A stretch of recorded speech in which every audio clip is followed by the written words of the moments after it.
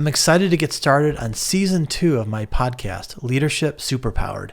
My first guest this season is Karen Faith, CEO and founder of Others Unlimited, and we have a really interesting conversation about the outcomes you can expect in your business if you just practice and understand what empathy means and how to use it in a way that benefits everyone. Let's jump in.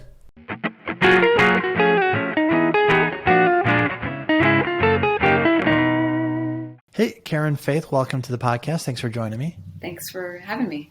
So Karen Faith is the founder of Others Unlimited and has some great thoughts in her practice talking about how companies can get better at really living empathy and not just doing things.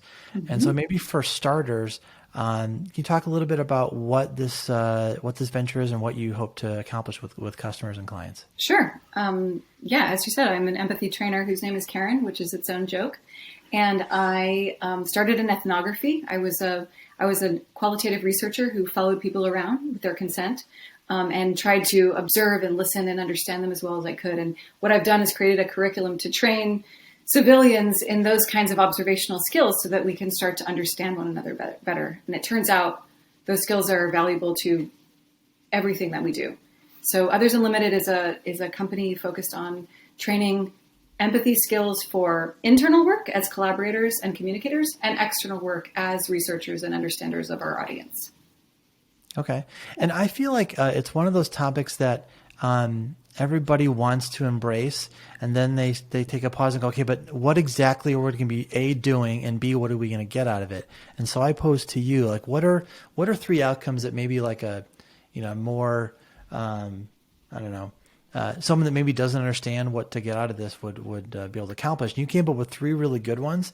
And yeah. I'm curious if you want to like go into kind of what your thinking was. When I posed that kind of question to you, I was like, oh gosh, now I got to kind of think of how this works in this setting. I love what you came up with. I'm just curious, what was your thought process in coming up with how those 3 came to be? Before I share them, I think it's important to also define that when I'm talking about empathy, I'm not talking about a feeling of compassion for someone who's suffering. I think a lot of us understand empathy in this kind of emotional way, that's a kind of way of showing kindness.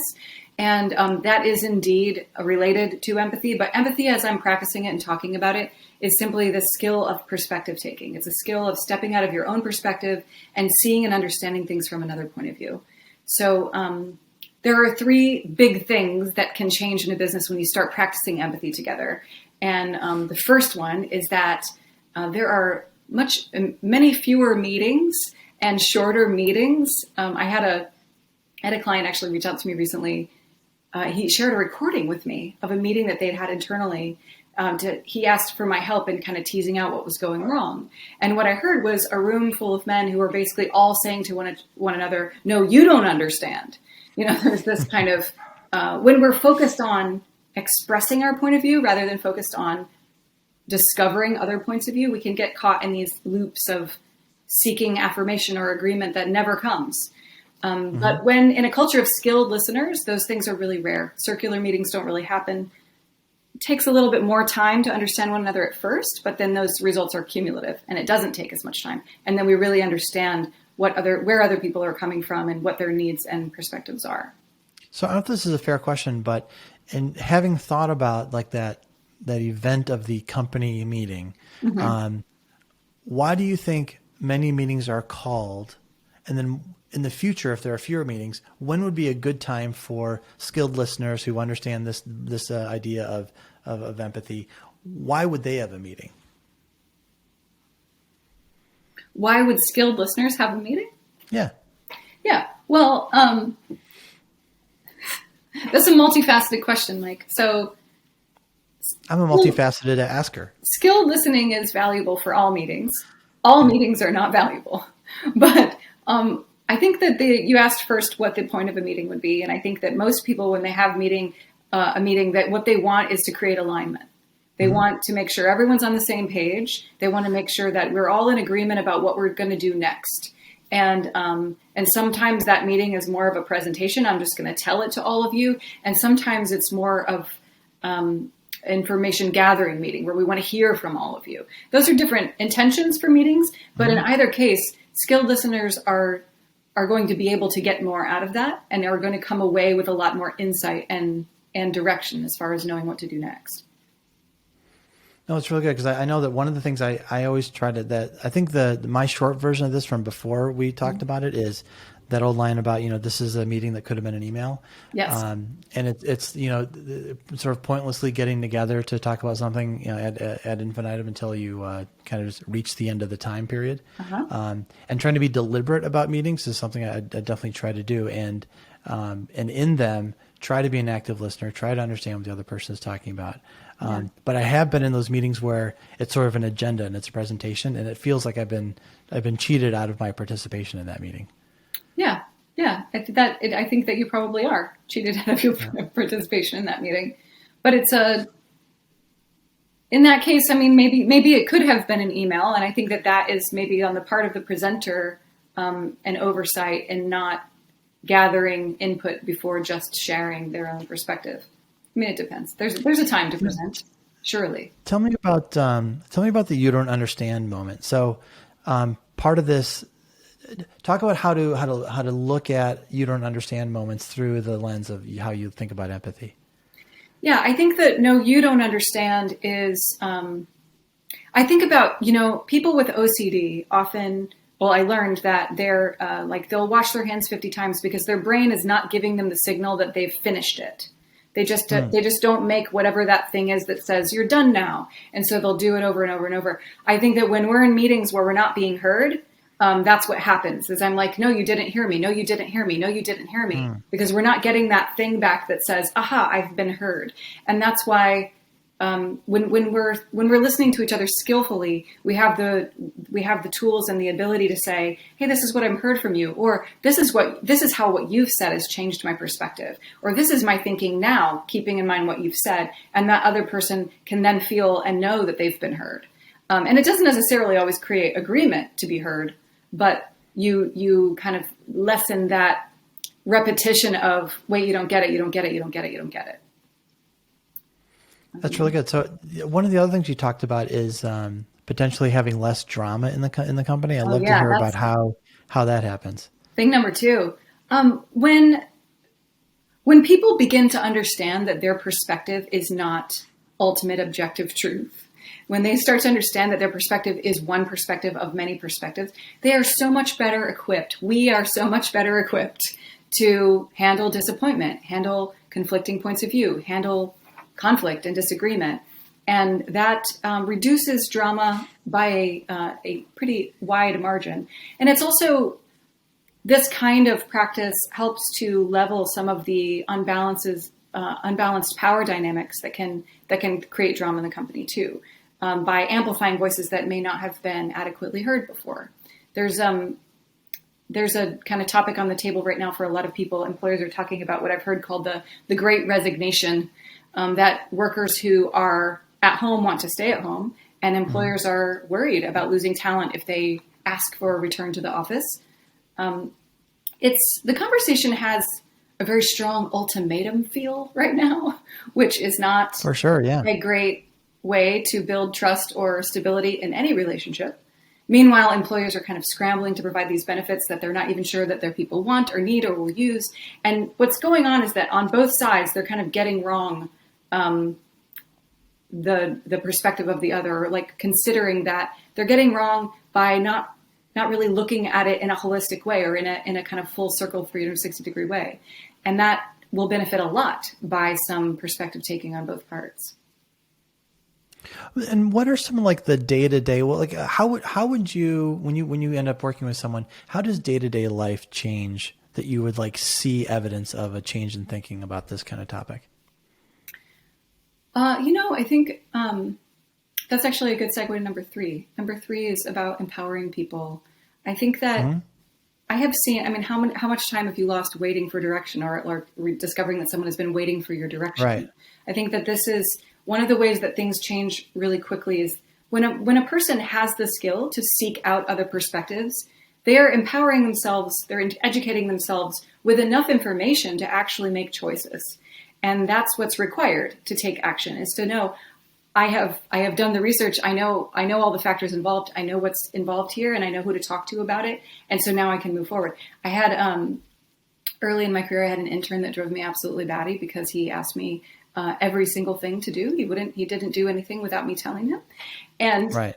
and, an intern without a lot of experience or skill can be really hard to utilize, obviously. But that same intern, empowered with this skill set of seeking out points of view, can do a lot of holistic research on the company and processes and come up with some insightful contributions pretty quickly. And that's not just true for interns. That's all the way up the ladder. So, and many middle managers are needing to do that in both directions. And that's just a skill set that makes things different all around, where people are feeling more empowered and more able to make choices.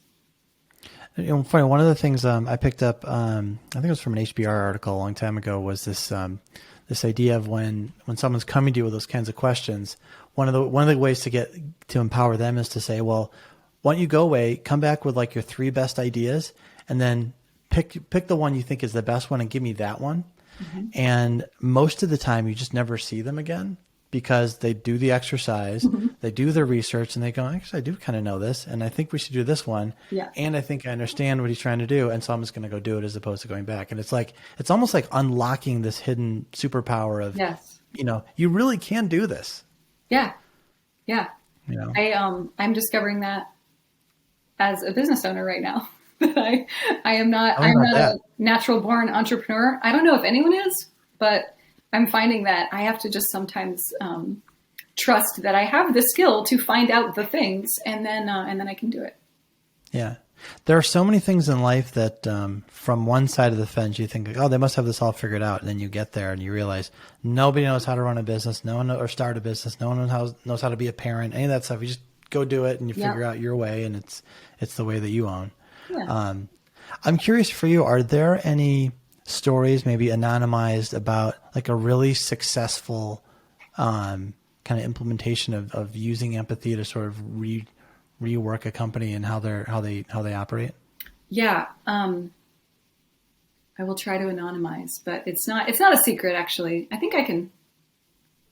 Well, a big giant health insurance. We'll bleep you out. What? We'll bleep you out.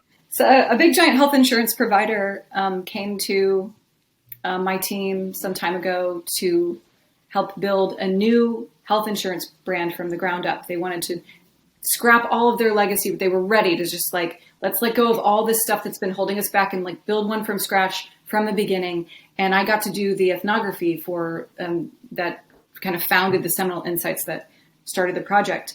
And of course, what we found were all of these emotional factors and psycho-emotional factors, which, hadn't really been directly considered by the team, because they were thinking about should it be digital or brick and mortar? And it's well, there's more than just behavior involved. There are the reasons for that behavior. And we found that trust was such a big factor that, the doctor and the patient and the health insurance provider have this triangle relationship, that where trust is broken in every direction. And what we realized is that in order to build trust, we had to return some power to the user. This was not a matter of just,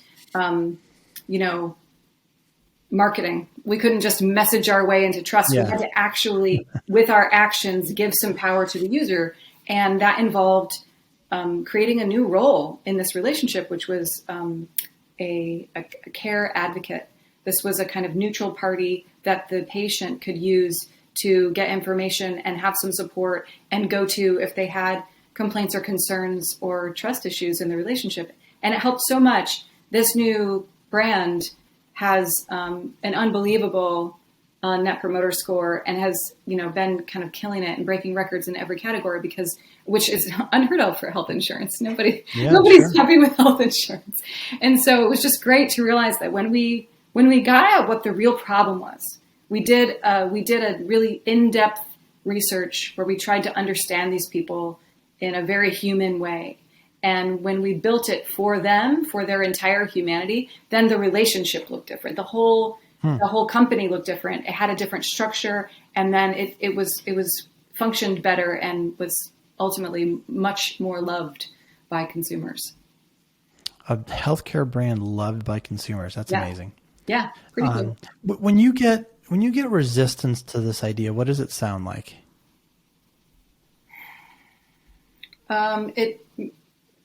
it most often sounds like we don't have time. I think that that's one of the biggest ones is folks think they don't have time to talk about feelings. That's one of them. You know, it's kind of perceived as solely a soft skill or a nice to have, which I think is such a big mistake. Perspective taking is a fundamental to any kind of problem solving, first of all. But then, you know, to say like, we don't really have time to stop and check in with everybody. These are simple things like, I used to be a part of a company who, you know, just before every meeting would just do a top of mind check-in, very quick, just to ask people how they're doing, what's going on in their lives, not in the work.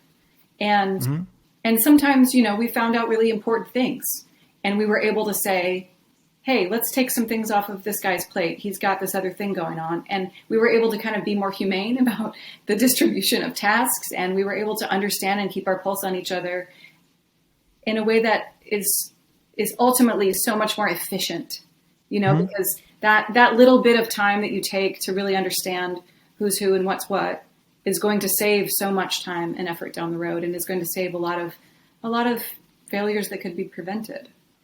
Yeah, and I feel like, you know, you mentioned the great resignation idea, but you know, if anything, it's like if you feel like heard and like you want to be a part of this community, you know, that is that company, you'll stick around and you'll want to you'll want to be, you know, an open listener to other people. You want to find out about them. I feel like the people who never really invest, it's like they don't, they're not sticky in that culture just because they're not interested. They don't want to share. They don't want to be shared about, et cetera.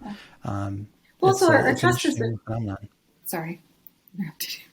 Our trust has been violated so often, you know, when we share personal things at work and then it feels unsafe. And I think that, you know, sometimes it can take some time to make sure that it's safe to do that. And, you know, boundaries are important. Boundaries are a real thing. And those, I think being patient with ourselves and with our teams and those communications is super important too. Let me say this, as someone who's studied people for a long time, what's your take on what's different about people and sort of the work, you know, the work life, and not like work life balance, like your time at work is different now with being at home and dealing with all the stuff going on. What's the thing employers and teams need to know about that's different from, say, 3 years ago or 2 years ago? It's hard to say a one thing, but I can tell you that I was working at a boutique agency last spring when lockdown first happened. And, you know, we were all sent home. It was a pretty big ordeal, but we were also, you know, trying to roll with it, doing our best. Everybody's on Zoom all day long for the first time. And one of our, and the first thing that we started to talk about was, we were seeing each other's homes. We were seeing each other's spaces, and folks were kind of like, oh, look, you know, whatever, you have this bookshelf or that kind of plant, or your kids calling around. And we met each other's pets, and it felt really intimate, and we felt like we understood each other. And then one day, one of the youngest people on the design team, actually, on a Slack channel said, everybody share photos of the workstation that you made at home.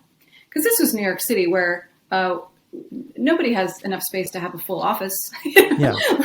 we were making offices out of anything. And so then we all sent photos of our workstations from another point of view. And that was mind-blowing, because that's cool. What you're seeing in the camera is what's behind me. But if you were looking from over there, you would see that my computer is on a box with this light and, you know, all these other things. And we started, you know, and I saw that, oh, he's standing up in his kitchen, or like, oh, you're actually in your baby's nursery, or, you know, all these other things. Yeah. And it was such an incredible moment for us to realize that even when we felt like we had gotten closer, we still didn't have the whole picture. And understanding what someone is going through in their home office was so illuminating, and helped us all really kind of know what we were going through in another way. And so, it works in a literal way, but also in a metaphorical way, that no matter what you're seeing, you're not seeing everything. And I think that that's the most important thing to remember when we're managing people, or even in any of our relationships. No matter how much a person is revealing to you, they are not revealing everything, because it's impossible. There's always more to know. That is really great. Liz, I think it's a great point to end on. Thanks for chatting with me today. It's been really fun. Hope to have you on again sometime soon. Yeah, thanks a lot. It's been a treat. You made it all the way to the end. Thanks. Don't forget to subscribe and like this video to hear more content just like this.